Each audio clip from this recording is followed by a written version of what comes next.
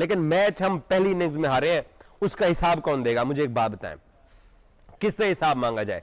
इससे पहले टी20 हुए, टी20 के अंदर भी हमने पावर प्ले स्पिनर्स को दे दिए, स्पिनर से हमने पावर प्ले करा के 3-3 छक्के खा के, और हमने जरा वो सारा मोमेंटम उधर शिफ्ट कर दिया।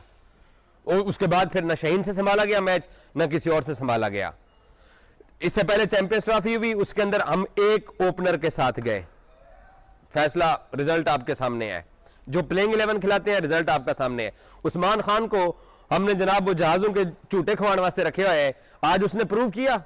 अच्छा, ऐसे शहजादे लोग हैं पाकिस्तान के अंदर, उसकी शॉट्स के ऊपर, उसकी बैटिंग के ऊपर, उसकी टेक्निक के ऊपर लोग बातें कर रहे हैं। भाई, हर बैट्समैन की अपनी टेक्निक होती है। मैक्सवेल भी जिस टेक्निक के साथ खेलता है, वो जैसे अपनी एक टांग पीछे खोल के रखता है, या जैसे केविन पीटरसन खड़ा होता था, हर बैट्समैन का शॉट खेलने का अपना ही अंदाज होता है। आपने अब्दुल्ला शफीक किताबी और बाबर आजम, आपने नसाबी बल्लेबाज देखे हुए, ये सारे ऐसे नहीं होते हैं। उसकी अपनी टेक्निक है, और उसने बहुत अच्छी बैटिंग की, उसने अटैक किया है, और उसका प्लान यही था उस्मान खान का कि मैं इनके ऊपर अटैक करूं ताकि ज्यादा से ज्यादा जो रन हैं वो ओपनर्स कर लें, ताकि आने वाले बैट्समैनों के लिए आसानी हो, क्योंकि पहाड़ जैसा टारगेट है जो कि हमसे नहीं चेज हुआ भाई, और हर दफा नहीं चेज होता। एक दफा श्रीलंका के खिलाफ हैदराबाद दक्कन में चेज हो गया था, इंडिया में होने वाले वनडे वर्ल्ड कप में, और उस दिन फिर पाकिस्तान ने साउथ अफ्रीका के खिलाफ चेज कर लिया था ट्राई नेशन सीरीज के अंदर। हर बार ऐसा नहीं होता है, और हर बार आप भाईजान गलती करेंगे और अब आप कहेंगे कि जी आप बच जाएंगे। गलतियां आप करते हैं, दूसरी टीमें जीतने के लिए आती हैं। सर महमूद साहब बैठ के बात कर रहे हैं, मीडिया से बात की, आप सारे इस तरह बात कर रहे हैं जिस तरह जी हम किसी इवेंट से बाहर हो गए। भाई यार देखें, आपका ना काम चल रहा है, आप टीम के साथ है, आपने करना कराना कुछ है नहीं, सही है ना? तो आप तो वैसे भी क्या बोलते, टीम से आप निकलेंगे, आपको नौकरी से फारिग करेंगे, आप इंग्लैंड चले जाएंगे, पाकिस्तान में तो आप रहते नहीं, आपसे पूछगछ तो होगी नहीं, तो आप तो इसी किस्म की बात करोगे ना यार। ठीक है, आप पहले भी काम कर चुके थे, आपने कुछ नहीं किया टीम के लिए, दोबारा आ जाते हैं, पता नहीं कैसे आ जाते हैं, कौन लोग इनको सपोर्ट करते हैं, मेरी समझ से बाहर है। ये लोग कैसे टीमों के अंदर आ जाते हैं? अगर आपने इंटेंट ये सब कुछ करना है, उसके बाद टैलेंट भी होना। अब ये नहीं है कि हसन नवाज में बहुत बड़ा टैलेंट है जी, मैं टैलेंट की बात ही नहीं कर रहा, बड़ा टाइम लगेगा उनको, लेकिन बात ये है कि ये वही प्लेयर थे ना जिन्होंने पिछले 205 रन चेस किए। तो हम जो है अपने लोगों को, अपने लड़कों को गलत तरफ लेके जा रहे हैं, गलत चीज़ें सोच में उनके डाल रहे हैं। अब प्रॉब्लम ये है कि उनको इतना ख़राब किया जा रहा है, इतना कुछ बोला जा रहा है। वो जो सेंसिबल खेलने वाली विकेट भी होगी, जहाँ पे बॉल ब्रेक हो रहा है, जहाँ स्विंग भी हो रहा होगा, वो वहाँ भी बल्ले चलाएंगे। वो जी हमें बोला क्या जी, इंटेंट होगा, इंटेंट। अभी आपके सामने जो आईपीएल हो रही है, इसमें भी देख लें, इसमें भी देख लें, कुछ मैचेस में आपको नज़र आएगा 280 रन बन रहे हैं, कुछ मैचेस में आपको नज़र आएगा कि 150 रन बड़ी मुश्किल से बन रहा है। ये सिर्फ पिच की डिमांड होती है, पिच ऐसी होती है जिसको देख के आप रन्स करते हैं, ख़त्म हो गई बात। उस पिच की वजह से आपका प्लेयर अगर देखिए, प्लेयर तो ऐसा होना चाहिए ना जिसको खेलना आता हो, उस पिच के हिसाब से प्लेयर परफॉर्म करते हैं, प्लेयर्स की क्वालिटी सामने आती है, चाहे जूनियर है चाहे सीनियर है, उसको खेलना आना चाहिए, बस ख़त्म होगी बात। हम गलत तरफ लेके जा रहे हैं, ये समझने की ज़रूरत है। ये बताएं अपने बच्चों को कि यार पहले जाओ, पिच को समझो, उस हिसाब से अपनी बैटिंग का तरीक़ेकार बदलो। अगर आप ये समझते हैं कि बॉल बहुत स्विंग हो रहा है, बहुत ब्रेक हो रहा है, तो सेंसिबल खेलो। लाजमी नहीं है आड़ा उड़ी खेलनी है, वो छक्के चौके मारने हैं, विकेट्स जल्दी गिर जाएंगी, जल्दी विकेट्स गिर जाएंगी। हमारे पास रिप्लेसमेंट भी तैयार नहीं है, फिर हमारे पास जो पहले के प्लेयर्स हैं वो भी तैयार नहीं है। हम लोग कब तक ये सहारा लेते रहेंगे कि इसको ले आते, उसको ले आते, यहाँ रख लेते तो ये हो जाता? देखिए, एनालिसिस अच्छे किए हैं। अब मैं एक चीज़ समझता हूँ कि आप यहाँ से क्या सोच कर गए थे। पहली बात, जब आप ग्राउंड में उतरते हैं तो आप किस सोच के साथ जाते हैं? आप तो पहले ये सोच कर गए हैं कि आप हारेंगे। हाँ। आपने अपनी प्रेस कॉन्फ्रेंस में भी यही शो किया कि हमें तैयारी करनी है एशिया कप की, वर्ल्ड कप की, और इन चीज़ों के लिए हम इस टीम को लेके जा रहे हैं। भाई आप लेके जाएं, चाहे हारने के लिए जाएं, हम हाँ। तो बर्दाश्त करने के लिए बैठे हैं आपकी हार।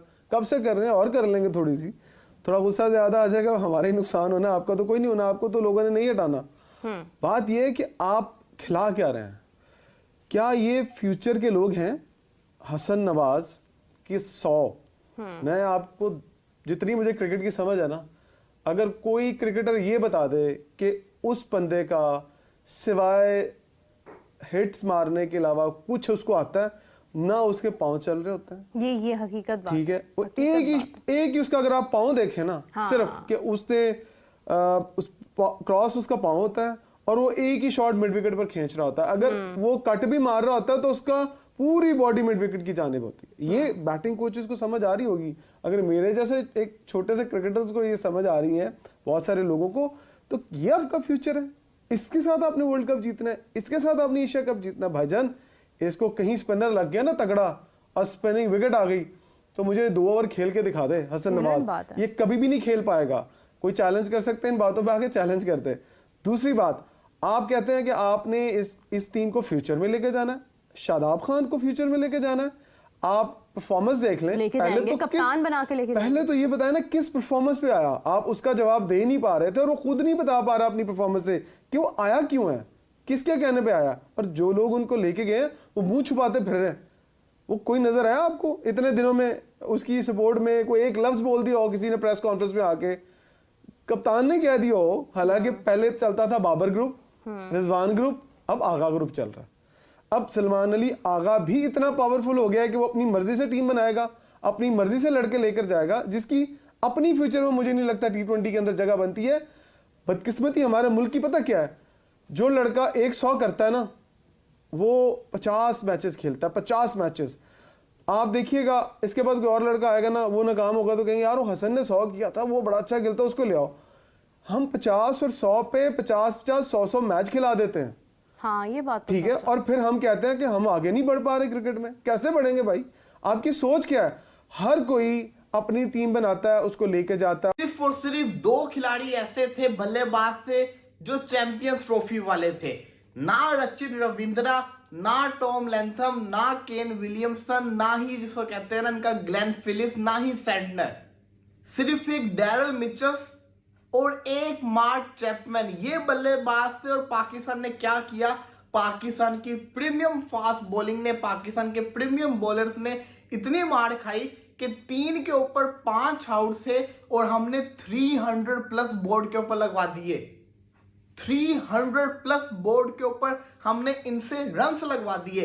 मार्क चैपमैन पाकिस्तानी बॉलर्स के लिए नाइटमेयर बन चुका है। जिस तरीके से विराट कोहली पाकिस्तान के अगेंस्ट शानदार परफॉर्मेंस करके दिखाता है, अगर आप रियलिटी देखो पिछले कुछ सालों से, स्पेशली 2023 से लेके अभी तक, जब से मार्क चैपमैन आया है, ये पाकिस्तानी बॉलर्स को पेल रहा है और रख रख के पेल रहा है। यार उसके ओडीआई के अंदर 282 रन तो अगेंस्ट पाकिस्तानी है, हाईएस्ट किसी टीम के अगेंस्ट जो रन हैं।